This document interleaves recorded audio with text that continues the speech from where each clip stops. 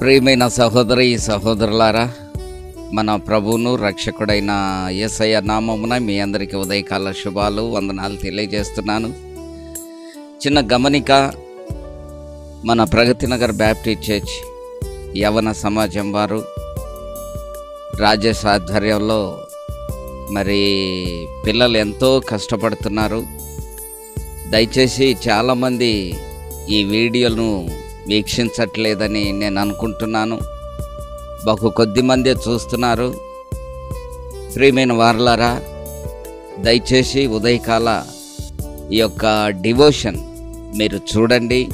ఆధ్యాత్మిక మేలులు పొందాలని మీ కాపరిగా నేను విన్నవించుకుంటున్నాను. ఈ విషయం గమనించండి.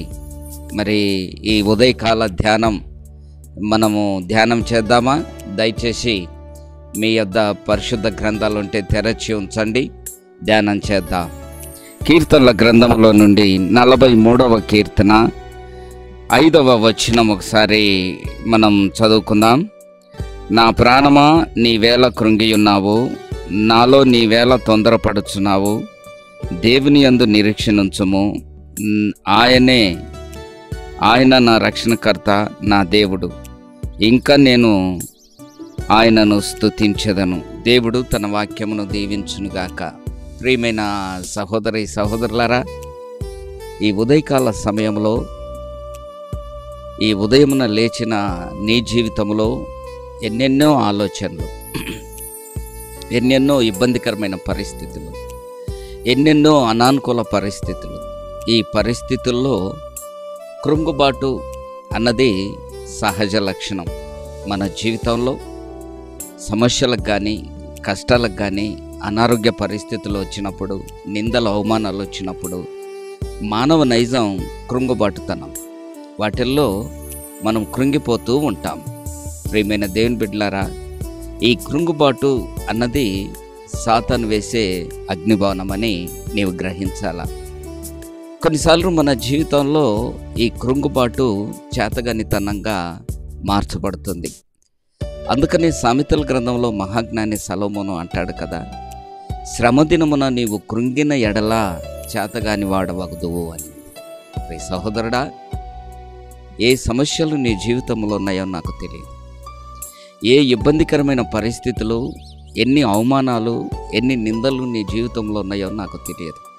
హృదయ రహస్యములు ఎరిగిన ప్రభు, ఆయన మాత్రమే గ్రహించగలిగిన దేవుడు. కనుక ఈ ఉదయకాల సమయంలో ఒకవేళ నీవు కృంగుబాటుకు గురి అయితే ఈ లేఖన భాగం నాతో పాటు ధ్యానం చేయుచున్న నీ జీవితాన్ని దేవుడు పరిశుద్ధాత్మ ద్వారా నిన్ను బలపరుస్తున్నాడు సహోదరుడా, సహోదరి. అందుకని కొరాహు కుమారులు వారు చెరలో ఉన్నప్పుడు, వారు బబులోను చెరలో ఉన్నప్పుడు వారు ఈ కీర్తన రాశారు. నా ప్రాణమా, నీవేళ కృంగి ఉన్నావు, నాలో నీవేళ తొందరపడుచున్నావు. కొన్నిసార్లు తొందరపాటు మన జీవితంలో సహజంగా వస్తుంది. సమస్యలు వచ్చినప్పుడు, కష్టాలు వచ్చినప్పుడు తొందరగా ఈ సమస్యలు తొలగిపోతే బాగుండు, తొందరగా దేవుడు మన ప్రార్థన ఆలకిస్తే బాగుండు అని కొన్నిసార్లు తొందరపడుతున్నాం. ఆ తొందరపాటు తనములో కొన్నిసార్లు దేవుని మీద సనిగే క్షణాలు కూడా రావచ్చు. ప్రియ సహోదరుడా, మన జీవితంలో దేవుడు ఆలస్యం చేస్తున్నాడంటే ఆయన అలక్ష్యం చేసినట్లు కాదు. అమ్మా సహోదరుడా, ఒక్కసారి ప్రభు వైపు చూడు. కొరాహు కుమారులు కూడా వారు శ్రమ దినమున వారి యొక్క ఆత్మతో చెప్పుచున్న మాట, నా ప్రాణమా, నీవేళ కృంగి ఉన్నావు, నాలో నీవేళ తొందరపడుచున్నావు అని చెబుతూ దేవుని యందు నిరీక్షణ ఉంచుము అంటాడు. అవును, క్రైస్తవ విశ్వాస జీవితమే ఒక నిరీక్షణ. క్రైస్తవ విశ్వాస జీవితానికి నిరీక్షణ అన్నది పునాది. నిరీక్షణ అన్నది ఆయువు పట్టు. ఆ నిరీక్షణ నీవు సడలించకు. నిరాశ నిస్పృహలో ఉన్నావా? దేవుని యందు నిరీక్షణ ఉంచు. కొరాహు కుమారులు దేవుని యందు నిరీక్షణ ఉంచారు.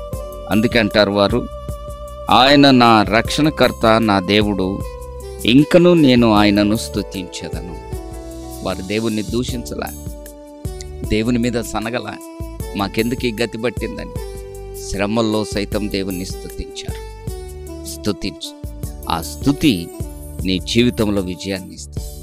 ఏ శ్రమల్లో అయితే, ఏ కష్టాల్లో అయితే, ఏ గాఢంధకారపు అనుభవంలో నీ ఉండి కృంగి ఉన్నావో మోకరించి ప్రార్థన చేయి, దేవుణ్ణి స్తుతించు. దేవుడు నిన్ను బలపరుస్తాడు. అట్టి కృప దేవుడు నీకు అనుగ్రహించుగాక. ఆమేన్. తలలు వంచి ప్రార్థన చేస్తా.